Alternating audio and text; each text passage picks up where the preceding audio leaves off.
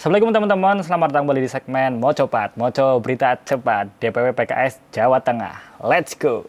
Go PKS, go! Nah, di Mocopat edisi bulan Juli kali ini saya akan membacakan beberapa berita yang keren banget lah pokoknya di DPW PKS Jawa Tengah, teman-teman. Di antara yang pertama, ini berita yang sangat hits sekali ya, karena DPW PKS Jawa Tengah memiliki nahkoda baru, teman-teman. Nah, kira-kira siapa sih nahkoda barunya? Penasaran ya? Yuk, langsung aja kita ikuti beritanya. Yang pertama, Hadi Santoso resmi jadi nahkoda baru DPW PKS Jawa Tengah 2025-2030. Nah, pada tanggal 24 Juli kemarin, DPP itu udah mengumumkan ya siapa-siapa aja sih pimpinan-pimpinan dari wilayah-wilayah se-Indonesia. Nah, salah satunya adalah di DPW Jawa Tengah atau pimpinan wilayah Jawa Tengah ya. Dalam sambutannya, Dr. Al-Muzamil Yusuf, yaitu Presiden baru PKS, itu menyebutkan bahwa transisi ataupun sebuah kaderisasi dalam sebuah organisasi itu adalah sebuah keniscayaan, dan kalau misalnya transisinya itu sehat, berarti organisasi juga sehat, teman-teman, termasuk di PKS itu sendiri. Nah, kalau dilihat-lihat siapa sih Pak Hadi atau yang biasa disapa Mas Hadi ini? Nah, Mas Hadi ini dulunya adalah Wakil Ketua DPRD Jawa Tengah, teman-teman. Dan beliau juga pernah menjabat sebagai Kabid Humas ataupun Kepala Bidang Humas di DPW PKS Jawa Tengah. Nah, di periode lalu, Pak Hadi ini adalah sebagai Badan Pemenangan Pemilu ya di DPW PKS Jawa Tengah. Jadi, ya oke banget lah karir politiknya kalau misalnya untuk sekelas Ketua DPW Jawa Tengah itu ya sangat oke, teman-teman, karena prestasinya itu begitu banyak ya. Salah satunya adalah membawa PKS Jawa Tengah dengan raihan kursi terbanyak ya. Nah, itu kan tidak lepas dari perannya sebagai seorang Ketua Badan Pemenangan Pemilu. Nah, suksesnya transisi ini tidak lepas dari kepemimpinan sebelumnya, yaitu kepengurusan dari Bapak Muhammad Afif, teman-teman. Jadi, terima kasih pada Pak Afif ya, karena telah membawa PKS Jawa Tengah dari periode lalu sampai sekarang masa periodenya habis, yaitu dengan sangat cemerlang ya. Sekarang saatnya menuju ke masa depan bersama Pak Hadi Santoso. Nah, kemarin nggak cuma ketuanya aja, teman-teman, tapi sekalian dari DPP itu mengumumkan DPTW ya. Nah, bedanya DPTW dan DPW itu apa sih? Nah, kalau DPTW itulah Dewan Pimpinan Tingkat Wilayah ya. Jadi, DPW itu masuk ke dalam bagian dari DPTW, teman-teman. Nah, di DPTW itu ada 3 unsur. Yang pertama ada MPW atau Majelis Pertimbangan Wilayah, ada DPW atau Dewan Pimpinan Wilayah, ada DSW atau Dewan Syariah Wilayah. Nah, berikut adalah nama-nama yang resmi menjadi DPTW Jawa Tengah. Di antara yang pertama, saya bacakan, teman-teman. Yang pertama adalah Ketua MPW, yaitu Pak Budi Hartanto, ST. Terus kemudian ada Sekretaris Majelis Pertimbangan Wilayah atau Sekretaris MPW, ada Pak Mutamam Hasani. Kemudian Ketua DPW-nya ada Pak Hadi Santoso, STMSI. Ada Sekretaris DPW, itu ada Pak Julisah Ramadan, SSI. Kemudian ada bendaharanya, yaitu Pak Narso, dan Ketua Bidang Kaderisasi ada Pak Abdul Khofar Ismail. Kemudian Ketua DSW-nya atau Dewan Syariah Wilayahnya adalah Bapak Rois Rahma Fatoni LC. Dan Sekretaris Dewan Syariah Wilayahnya atau Sekretaris DSW adalah Bapak Haji Surur Fuad, yang sekarang menjabat sebagai anggota DPRD Jawa Tengah.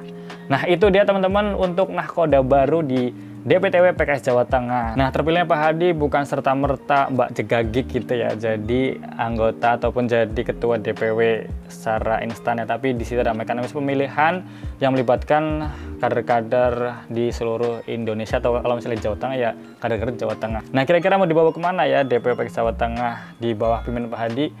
Let's see, kita tunggu aja 5 tahun ke depan atau 1 periode ke depan. Let's go. Nah, kita lanjut ke berita kedua, teman-teman. Nah, di berita kedua ini, Presiden PKS Jawa Tengah, Dr. Al-Muzamil Yusuf, datang ke wilayah-wilayah Jawa Tengah untuk konsolidasi. Kira-kira konsolidasi apa sih? Nah, ini beritanya. PKS datang jadi contoh, Presiden PKS baru titipkan harapan besar untuk konsolidasi nasional. Nah, kedatangan Presiden Dr. Al-Muzamil Yusuf ke Jawa Tengah itu sebagai bentuk konsolidasi ya, teman-teman. Jadi, kenapa sih Jawa Tengah yang dipilih pertama kali? Nah, why not ya? Karena Jawa Tengah menjadi provinsi dengan perolehan penambahan kursi terbanyak ya se-Indonesia. Jadi, ya wajar-wajar aja kalau misalnya Presiden PKS itu berkunjung ke Jawa Tengah, so proud ya. Jadi wilayah Jawa Tengah. Ya, kesempatan kali ini Presiden PKS disambut hangat oleh Ketua DPW PKS Jawa Tengah periode 2023-2025 ya, teman-teman, yaitu Ustadz Muhammad Afif. Yang mana Ustadz Muhammad Afif mengatakan bahwa kami menyambut hangat kedatangan Bapak Presiden PKS yang baru. Kehadiran Presiden PKS ini menjadi suntikan semangat baru bagi kami di Jawa Tengah, terutama setelah keberhasilan kami menambah jumlah kursi pada pemilu tahun 2024. Pak Afif menyatakan bahwa kami berharap di bawah kepemimpinan Presiden baru ini, PKS semakin solid dan mampu meraih kemenangan yang lebih besar di pemilu 2029 mendatang. Nah, sambutan hangat dari Ketua DPW PKS Jawa Tengah periode 2023-2025 ini itu menunjukkan bahwa kita sangat terbuka sekali dengan Presiden baru kita ya, untuk melejitkan PKS lebih baik lagi di tahun-tahun selanjutnya. Nah, di sini juga Ustadz Al-Muzammil Yusuf yang menyatakan bahwa saya sangat mengapresiasi loyalitas dan dedikasi rekan-rekan kader PKS khususnya di Jawa Tengah yang telah menunjukkan kinerja luar biasa. PKS dikenal sebagai partai kader yang memiliki fondasi kuat dan itu tidak terlepas dari solidnya struktur di setiap tingkatan, tegas Al-Muzammil Yusuf. Wah, jadi Pak Presiden apresiasi sekali dengan DPW PKS Jawa Tengah karena sudah mendapatkan predikat dengan penambahan kursi terbanyak se-Indonesia ya untuk wilayah provinsi. Lanjutnya, tugas yang berat, besar, dan mulia menanti kita semua. Oleh karena itu, mari kita bekerjasama dengan semangat kebersamaan dan persatuan. Jadikan PKS semakin besar, semakin solid, dan semakin banyak memberikan manfaat bagi masyarakat sebagai visi partai kita, kata Ustadz Al-Muzammil Yusuf dalam sambutannya ketika di Gracia pada tanggal berapa ini teman-teman? Pada tanggal 19 Juli 2025 kemarin ya. Itu sangat menyentuh sekali ya teman-teman sebagai seorang pemimpin untuk memotivasi para kader-kader yang ada di daerah-daerah. Oke, itu dia berita yang kedua. Selanjutnya masuk ke berita ketiga teman-teman. Nah, kali ini kita akan membacakan berita mengenai pimpinan daerah dari kader PKS Jawa Tengah teman-teman, yaitu Mas Fahmi. Nah, siapa sih Mas Fahmi ini? Mas Fahmi adalah Bupati Purbalingga dari PKS teman-teman. Wah, keren banget ya. Nah, kalau ada yang belum kenal siapa Mas Fahmi adalah salah satu bupati termuda ya teman-teman, yaitu umurnya sekitar tahun 96 itu berapa teman-teman? Nah, itu muda banget ya.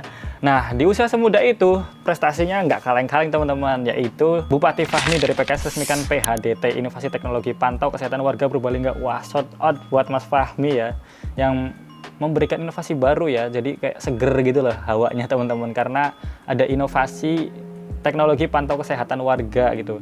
Jadi kalau misalnya dulu itu jargon beliau adalah enak dalane ya, terus enak ngodene kalau nggak salah ya. Jadi alus dalane, enak ngodene kalau nggak salah gitu. Jadi intinya infrastruktur, tapi ternyata dari segi kesehatan juga nggak kalah diperhatikannya oleh Mas Fahmi ini teman-teman. Wah, shout out buat Mas Fahmi. Yeay. Pemerintah Kabupaten Purbalingga resmi meluncurkan Public Health Data Trade atau PHDT, sebuah inovasi sistem pemantauan kesehatan masyarakat secara real time yang dirancang dalam bentuk dashboard interaktif. Wah, ini keren banget sih teman-teman. Jadi ini inovasi ala Gen Z banget ya, anak muda banget lah gitu. Peluncuran ini dilakukan langsung oleh Bupati Purbalingga Fahmi Muhammad Hanif yang juga dikenal sebagai kader muda Partai Keadilan Sejahtera atau PKS. Nah, dalam keterangannya Bupati Fahmi menyebutkan bahwa sistem ini dirancang untuk memberikan data kesehatan masyarakat secara cepat dan akurat guna mendukung pengambilan keputusan strategis tingkat pemerintah daerah. Wah, ini nggak habis pikir sih. Jadi inovasi yang sangat keren sekali teman-teman. Jadi untuk memantau kesehatan warga-warganya ya. Nah, dalam sambutannya Mas Fahmi itu menyampaikan bahwa dengan PHDT kita bisa memantau kondisi kesehatan masyarakat secara real time, mulai dari persebaran penyakit, kelompok usia berdampak, hingga indikator kesehatan ibu dan bayi. Semua tersaji dalam satu dashboard interaktif untuk mendukung keputusan strategis yang tepat dan terukur. Wah, keren banget lah pokoknya. Saya nggak bisa berkata-kata sih ya. Mungkin umur beliau lebih muda daripada saya, tapi inovasinya itu loh cemerlang banget sebagai seorang kepala daerah ya. Ini keren banget. Shout out buat Mas Fahmi sebagai Bupati Purbalingga. Semoga ke depan bisa kepilih lagi ya. Dan ya, talenta-talenta muda seperti inilah yang harusnya kita cari dan kita jadikan sebagai pemimpin di negeri ini ya teman-teman. Jadi ada isinya, kepalanya nggak kosong. Shout out buat Mas Fahmi. Terus semangat, lanjutkan prestasi Mas Fahmi. Nah, berita keempat itu berita dari daerah Kudus teman-teman, yaitu berita dari Bu Umi Bariroh ya. Nah, beliau itu meresmikan Jalan Cor Dukuh Blingo. Aspirasi PKS wujudkan akses lebih baik untuk warga Penganjaran ya, Penganjaran. Kalau Pengandaran itu kan Jawa Barat, kalau Penganjaran itu Jawa Tengah ya teman-teman, itu di Kudus. Nah, warga masyarakat Desa Panganjaran, Kecamatan Bae, Kabupaten Kudus merayakan peresmian Jalan Cor Dukuh Blingo pada hari Minggu, tanggal 13 Juli kemarin ya teman-teman.